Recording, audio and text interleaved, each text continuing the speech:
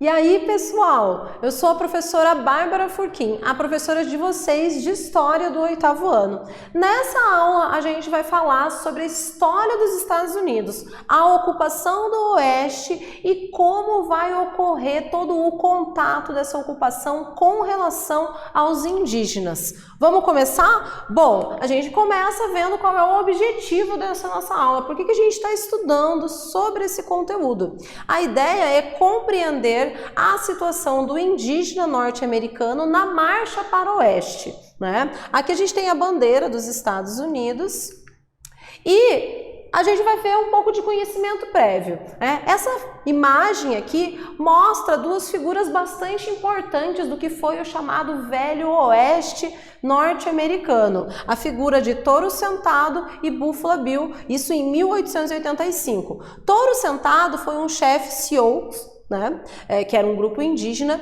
foi um dos grandes líderes da resistência indígena contra a dominação dos colonos. Mas é importante a gente também ter a ideia de por que ele está nessa imagem com Buffalo Bill, porque os dois eles faziam apresentações, né, apresentações por todas as regiões, ali muitas regiões dos Estados Unidos, e nessas apresentações, como se fosse uma espécie de um circo, ocorria ali uma amostra do que era, né, o indígena, como ele se manifestava, como era a cultura dele, né?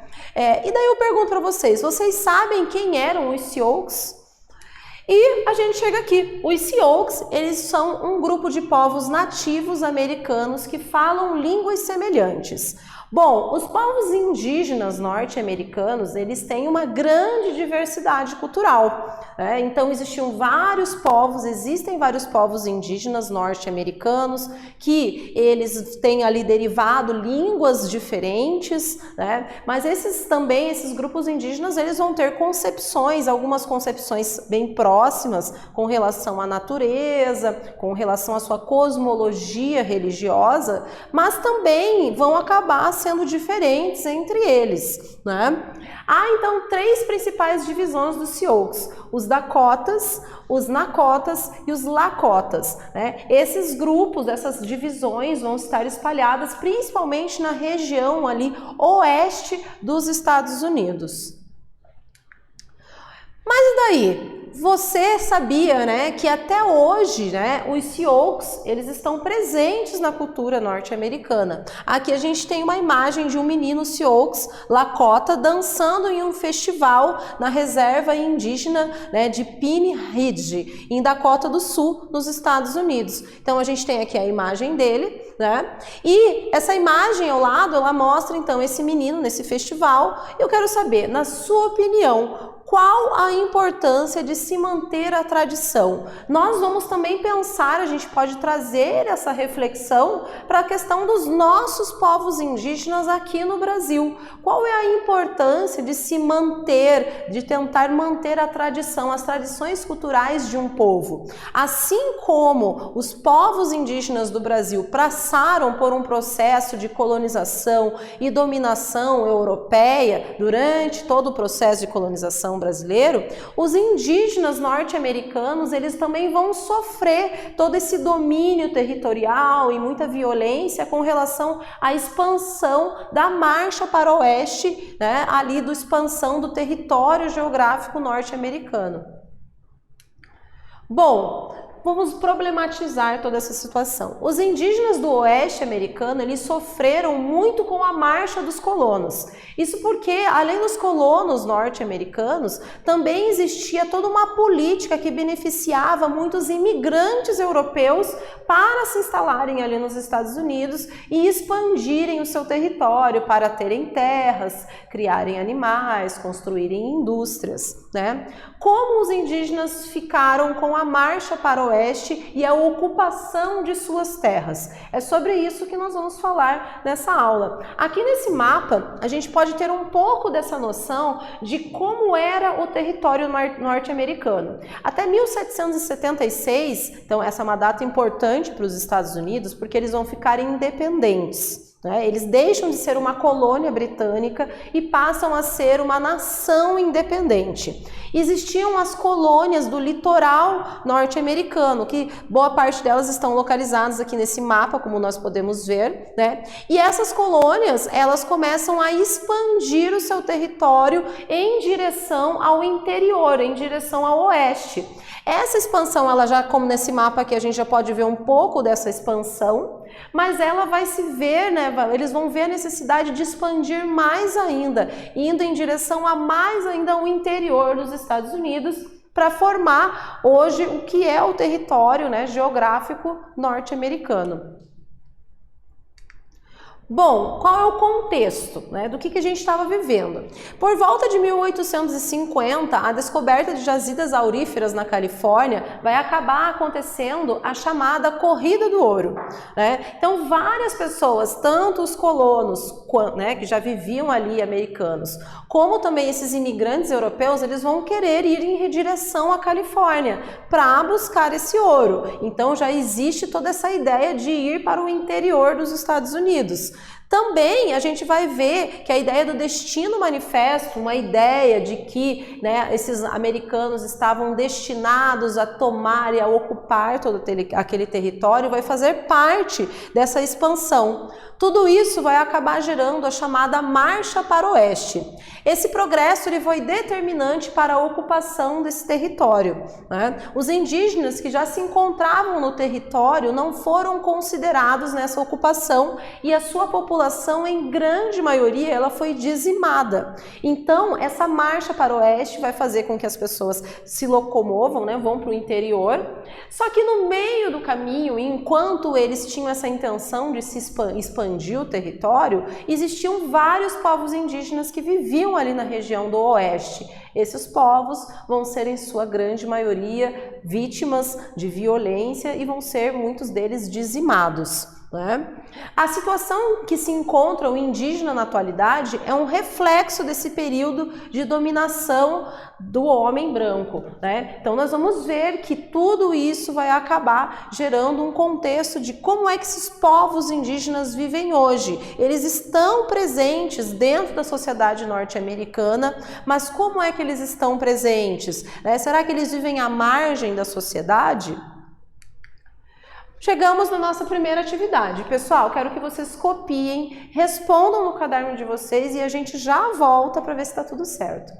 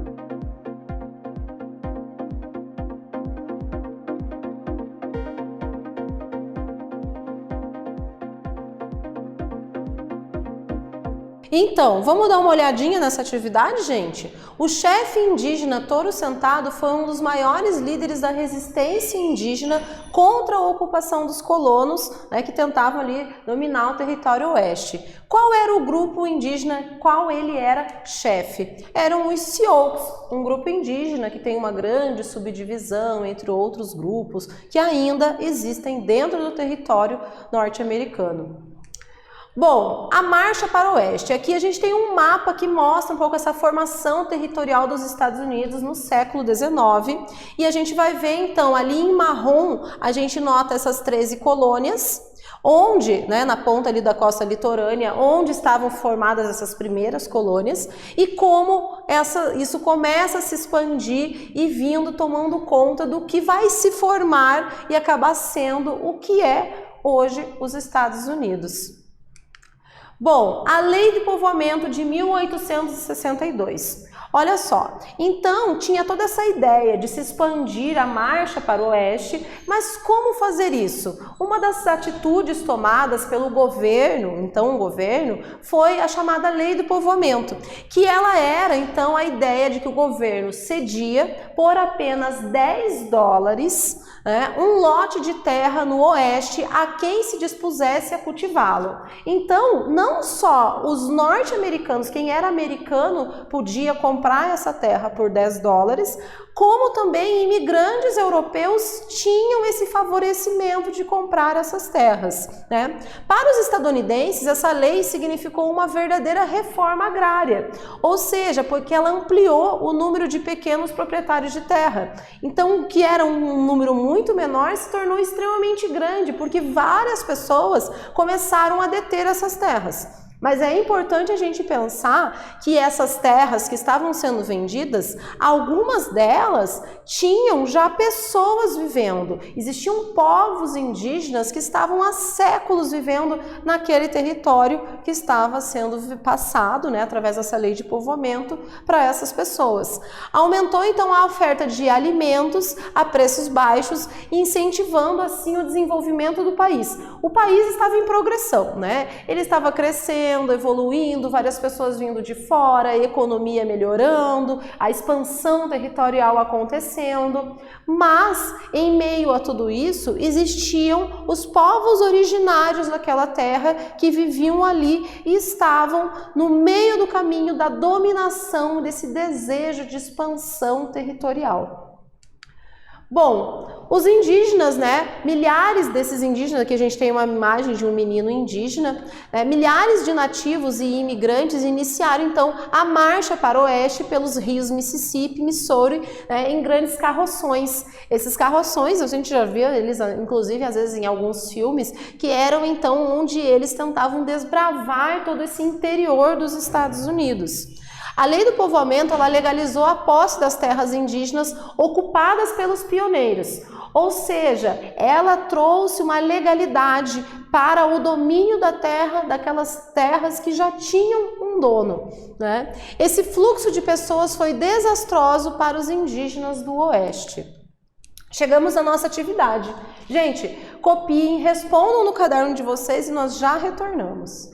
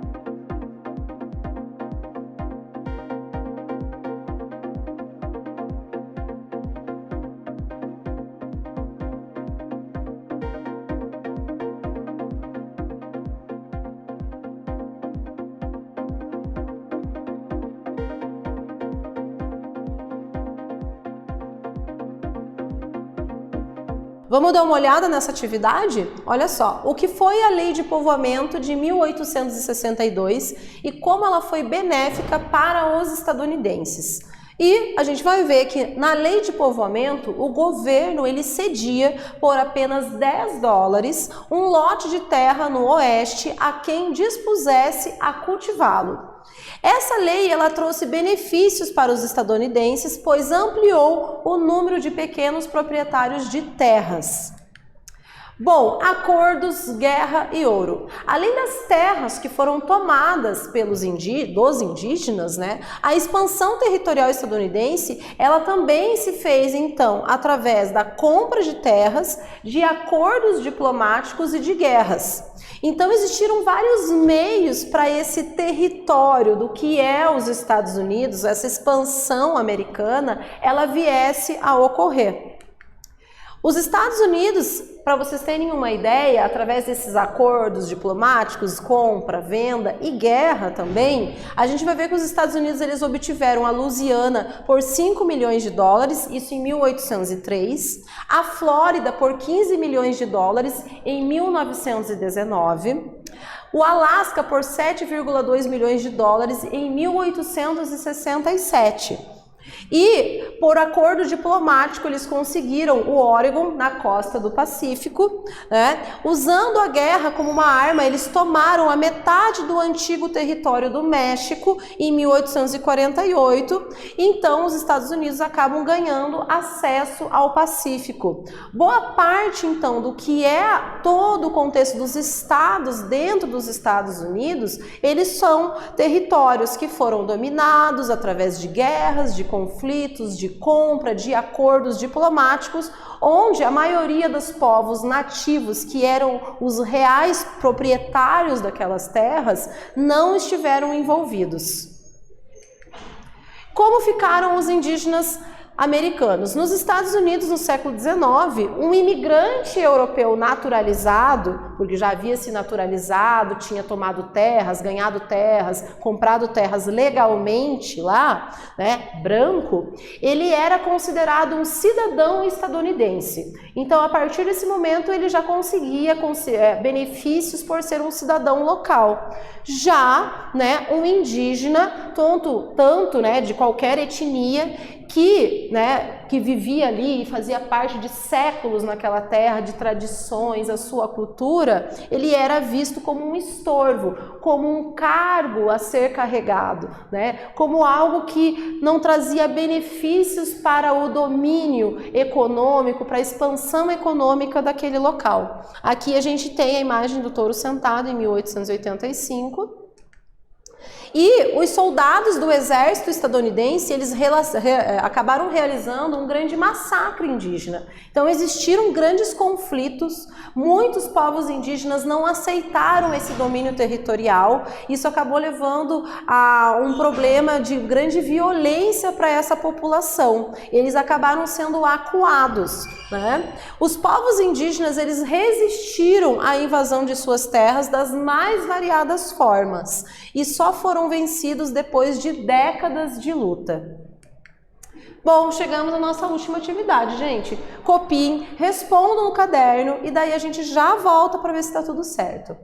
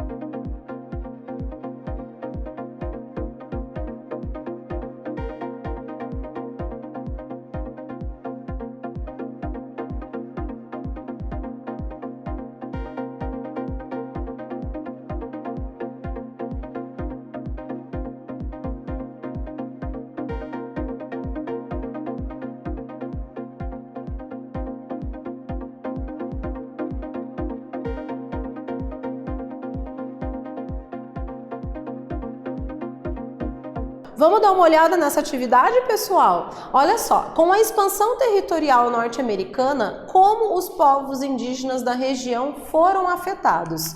E a gente pode ver que os indígenas eles foram percebidos como um incômodo, um estorvo para aquela sociedade nascente norte-americana, né? Foi realizado um massacre das populações indígenas e houve uma grande resistência à invasão de suas terras. Bom, o que nós estudamos? O que a gente viu de importante nessa aula? Nós vimos que com a marcha para o oeste vai ocorrer a grande expansão territorial norte-americana.